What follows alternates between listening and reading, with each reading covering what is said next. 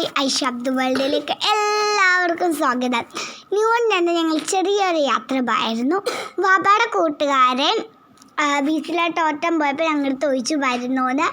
അപ്പോൾ ഞങ്ങൾ പറഞ്ഞു ഞങ്ങളും വരുന്നു എന്ന് പറഞ്ഞു. അങ്ങനെ ഞങ്ങൾ ബീച്ചിലെത്തി. ഞങ്ങൾ ആദ്യം അവിടെ കുറച്ചൊക്കെ ഓടി കളിച്ചു. അതിനുശേഷം ഞങ്ങൾ കാല് നനയ്ക്കാൻ പോയി. നല്ല ഭംഗിയുള്ള തിരയായിരുന്നു. തിര ശക്തമായതുകൊണ്ട് സെക്യൂരിറ്റി ഗാർഡ്സ് ഞങ്ങളിങ്ങനെ കയറ്റി. അതുകൊണ്ട് വലുതായിട്ടൊന്നും കാൽ നനയ്ക്കാൻ പറ്റിയില്ല. പിന്നെ ഞങ്ങൾ അവിടെ ഒരു കൊക്കിനെ കണ്ടു. കൊക്ക് വെള്ളത്തിൽ കിടന്ന് വല്ല മിഞ്ഞതിനെ പിടിക്കാനായിരിക്കും കിടന്ന് തിരയുന്നുണ്ടായിരുന്നു. പിന്നെ ഞാൻ അവിടെ കിടന്ന് കുറച്ച് ഷോയൊക്കെ കാണിച്ചു. പിന്നെ ഒരു സന്ധ്യ ആവാറായപ്പോൾ ആകാശം ഭയങ്കര രസമുണ്ടായിരുന്നു. പിന്നെ ഞങ്ങൾ ബീച്ചിൻ്റെ അവിടെ നിന്നൊക്കെ അവിടെ ഡെക്കറേറ്റ് ചെയ്ത് വെച്ചിട്ടുണ്ടായിരുന്നു സ്റ്റേജിൻ്റെ അടുത്ത്. അവിടെ നിന്ന് ഞങ്ങൾ കുറച്ച് ഫോട്ടോസൊക്കെ എടുത്തു. പിന്നെ ഞങ്ങൾ മണൽ ശില്പത്തിൻ്റെ അടുത്തോട്ട് പോയി. അവിടെ ഞാൻ പാട്ടൊക്കെ പാടി.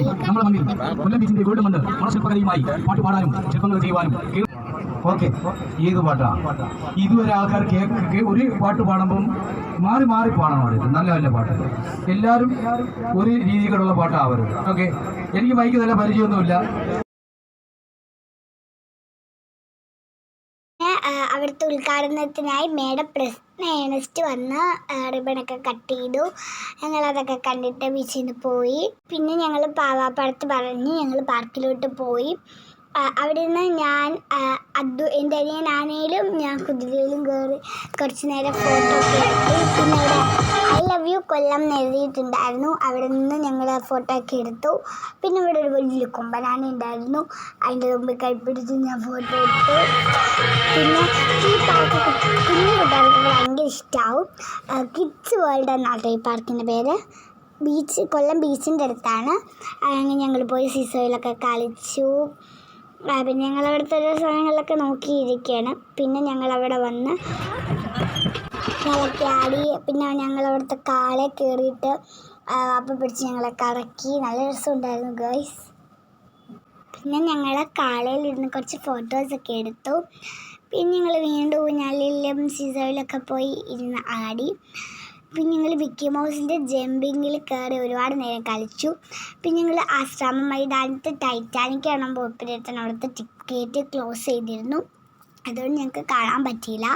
ഞങ്ങൾക്ക് അവിടെ നിന്ന് ഫോട്ടോ എടുക്കാൻ മാത്രമേ പറ്റിയുള്ളൂ. ഈ കാണുമ്പോൾ തന്നെ നല്ല അടിപൊളിയാണ്. അപ്പോൾ എനിക്ക് അകത്ത് കയറാൻ ഒരു ആകാംക്ഷയൊക്കെ ഉണ്ടായിരുന്നു.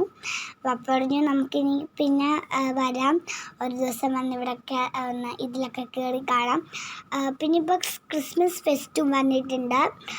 നമ്മുടെ ബിഗ് ക്രിസ്മസ് ട്രീ കണ്ടു. അത് വർക്ക് ചെയ്യുന്നതെന്ന് ഞങ്ങൾക്ക് കാണാൻ പറ്റില്ല.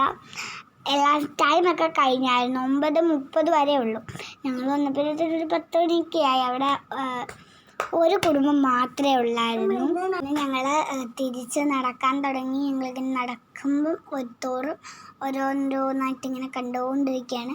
എൻ്റെ ഇതിങ്ങനെ അമ്പരന്ന് നോക്കിക്കൊണ്ടിരിക്കുന്നു. ഈ ടൈറ്റാനിക് കാണാൻ തന്നെ ഇത്രയും ഭംഗിയാണെങ്കിൽ ഒറിജിനൽ ടൈറ്റാനിക്കാണ് എന്ത് ഭംഗിയായിരിക്കും ലൈക്ക് ഗേൾസ്. പിന്നെ ഞങ്ങളവിടെ ആരും ഇല്ലാത്തത് കൊണ്ട് തന്നെ ബോറടിച്ച് നടന്ന് ഞങ്ങൾ ഇറങ്ങാൻ വേണ്ടി പോവുകയാണ്. ഇതിൻ്റെ അകത്ത് ഗുണാക്കയും ഉണ്ടെന്നാണ് പറയുന്നത്. ഉണ്ടോയെന്ന് എനിക്ക് അറിഞ്ഞുകൂടാ. ഫ്രണ്ടിൽ മൊത്തം ടൈറ്റാനിക് മാത്രമാണ് സെറ്റ് ചെയ്തിരിക്കുന്നത്. അതിൽ ചിലപ്പോൾ ഗുണാക്കയൊക്കെ കാണും.